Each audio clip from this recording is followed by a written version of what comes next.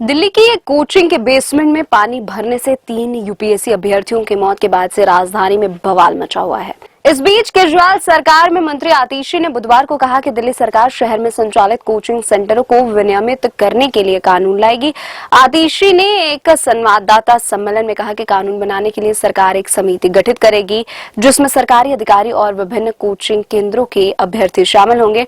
उन्होंने कहा कि कानून में बुनियादी ढांचे, शिक्षकों की योग्यता, शुल्क विनियमन और भ्रामक विज्ञापनों के प्रसार पर रोक लगाने के संबंध में प्रावधान होंगे।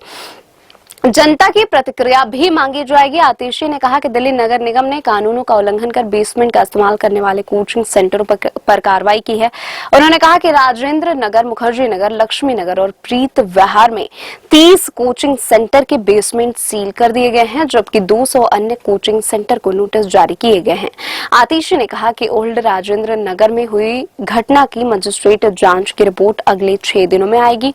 अगर इस घटना में किसी भी अधिकारी को दोषी पाया गया तो उसके खिलाफ सख्त कार्रवाई की जाएगी।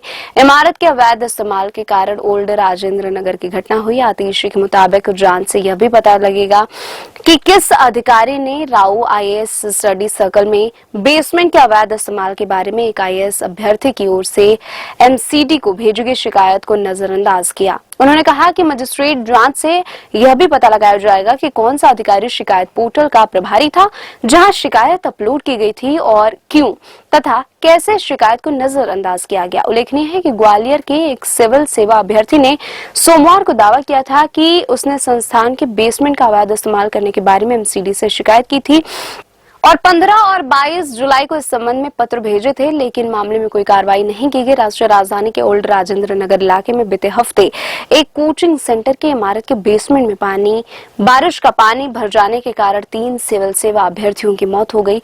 इसके बाद से ही छात्र कोचिंग के बाहर प्रदर्शन कर रहे हैं।